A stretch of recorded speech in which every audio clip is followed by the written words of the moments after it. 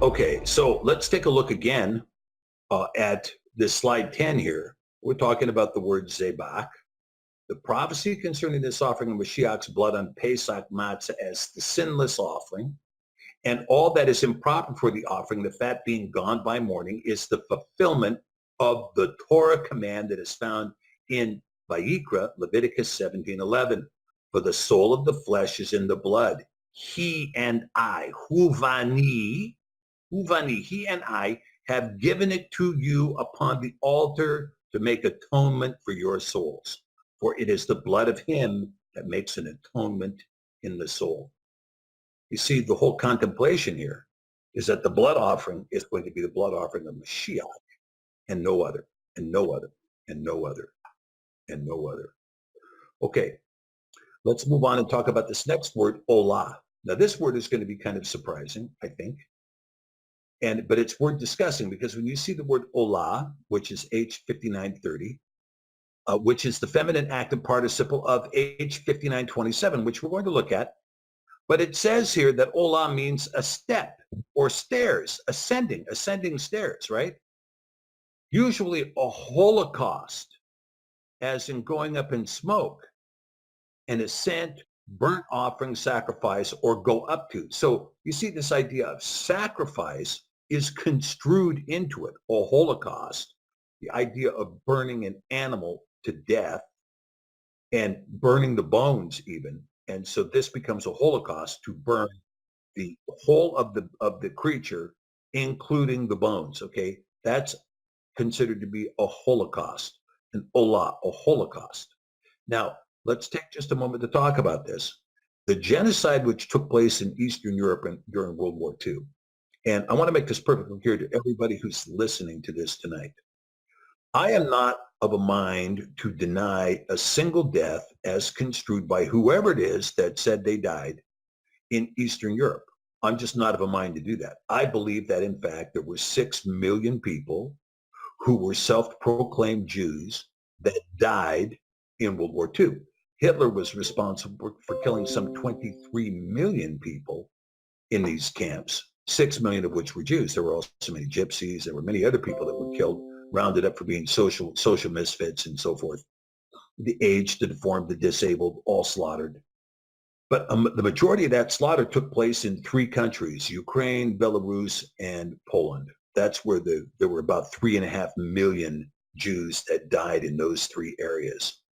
And those people were slaughtered, and they were slaughtered, in my opinion, as part of the Zionist offering, the burnt offering of these people in order to sacrifice enough souls to allow the Zionists to take back the Adamah Kodesh and, near Jerusalem. Now, I want to talk about what kind of a theological error that was. Number one, there is no way that if Yah intended the Jews to return to the Adamah Kodesh, he would bring them to the Adamah Kodesh. If Yah intended for the Jews to reoccupy the coastlands, as is laid out in Zephaniah 2:11, he would do that. There's no offering required, and specifically, there is no human sacrifice. Now, to sit here and say, oh, we're going to sacrifice 6 million of the lumpen proletariat Jews in Poland, Belarus, and Ukraine, and in some of the other Eastern Bloc countries, in order to allow us elite Zionists the opportunity to return and take the Adamah Kodesh. And many of those Zionists many people do not believe that they have any Jewish heritage whatsoever. That this was what they called a Holocaust and what they continue to call a Holocaust. It was not a Holocaust. It was a genocide. Now, genocide has a specific definition. It's recognized under international law. The UN has codified acts of genocide. The Hague Convention has identified what is genocide, the particular targeting of a particular group of people based upon their racial identity and then targeting them for extermination and then exterminating them. That's called genocide. Now, That's not called Holocaust. Holocaust is a burnt offering. And so what you see is, you see this fellow Eichmann, who was convicted for construing this stuff, insisted on what? Crematoriums for disposing of the bodies, right? Crematoriums for disposing of the bodies. Yes, we had the gas chambers and we had other means. I believe a lot of the Jews died from starvation, frankly. Many of the people in the work camps died from starvation. I mean, you look at the pictures of the bodies stacked up in heaps. There was nothing left. There was only skin and bone because they hadn't been fed a thing because of the war effort. They were put there to be slave labor for the war. Many of them died of starvation, but many of them died in gas chambers, and many of them were fed alive into the crematoriums.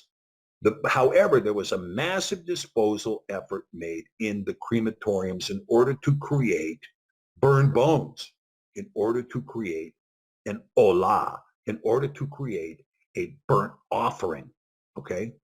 And what I'm telling you is that burnt offering was never proposed by Yahweh and was never intended in Scripture.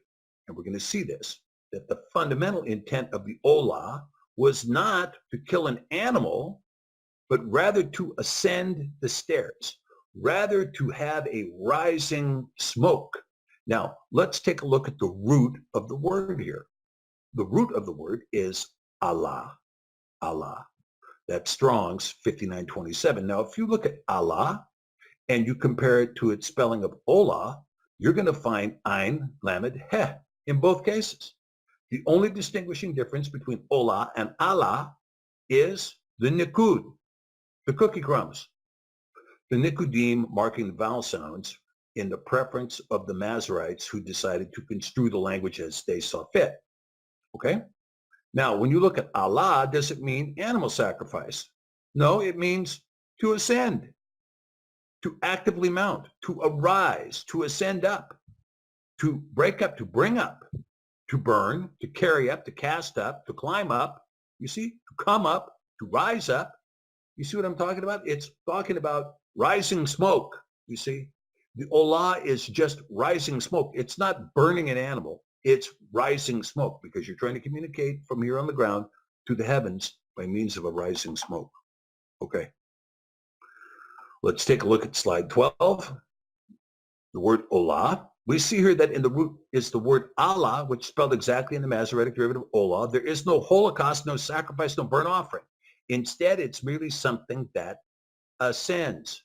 Now take a look at this passage in Bereshith, Genesis chapter 22, verse 2. And he said, take now Et your son, your Et Yachid, Et Yitzchak, whom you love, and get you into the land of Moriah and offer him there for a burnt offering?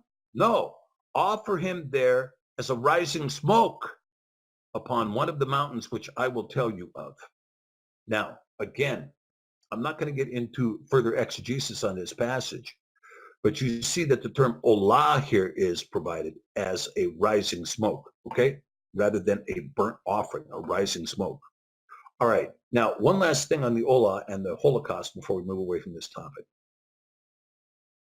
A lot of people say that the Khazarian Jews are fake Jews, okay?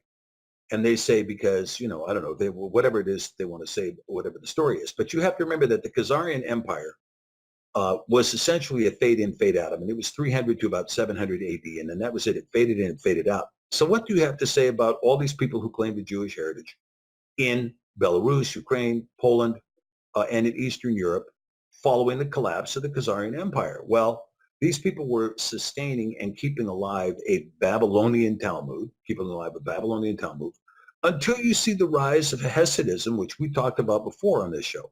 The rise of Hasidism, and in fact, the Hasidism come from the Kasdim, and these Kasdim go all the way back to ancient Sumeria, the Kasdim. Now, I want to share something about the Kasdim that's extremely important. When you look at what happened, remember that the vast majority of Judah, Judea, were taken captive at the collapse of the first temple. Nebuchadnezzar took all of the important families and he took them out to Babylon. They were there for 70 years. Now, 70 years is, 2.5 generations. Let's call it 2 generations. 2 generations means that however many were taken up there have been cubed in size. That is to say, to the 3rd power they're going to have expanded in their population.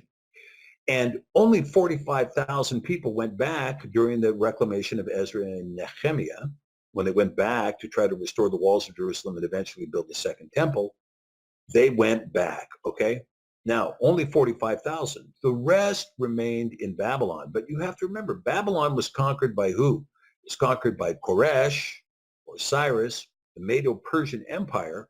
And the Medo-Persian Empire at that time was not just what we would call Iran now, but Nebuchadnezzar himself had conquered Nineveh and the Assyrian Empire. Now, the Assyrian Empire stretched up into most of the Anatolian Peninsula, that is about, let's call it better than half of Turkey, all of Syria, the northern portion of Israel, what is now known as Kurdistan and this area of northern Iraq, and stretching into northern Iran.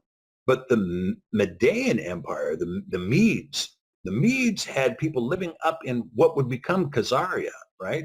The Medes were up there, and they stretched down over the Caucasus into the area that is now modern-day Iran or Persia.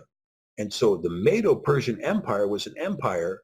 Once Koresh conquered Babylon, that empire included all of the Saudi Arabian Peninsula, all of the Middle East, all of Iran, about half of Turkey, up through the Caucasus and up into Ukraine around the northern end of the Black Sea. All of this was Medo-Persia, this empire. All of that was Medo-Persia. So you can expect that the Jewish population, or the Yahudim of the former kingdom of Yahud, would be able to populate anywhere in that kingdom without losing their citizenship, without leaving the empire of the ruling class. They could populate anywhere in there. So you can rest assured that there were many descendants of the Yahudim who were in fact in what would later become Khazaria. And so many of these people who said, we are Jewish, and that who were slaughtered for being Jewish, they paid the price for the sins of this elite group claiming to be Jewish and who were espousing a position of Zionism at the expense of those people who probably really were Jewish. They may not have all been Jews. Many of them might have been Benjamites. Many of them might have been Danites. Many of them might have been Ephraim. They might have been of the tribes, many aspects of the tribes. But they were clinging to a Babylonian Talmud tradition. And that clinging to the Babylonian Talmud tradition ultimately cost them their lives. And they were expended as a holocaust, as an olah, as a burnt offering, as a form of sacrifice to allow Zionism to prosper in what is now the Adamah Kodesh, okay? It's a very, very dark, dark history. Okay,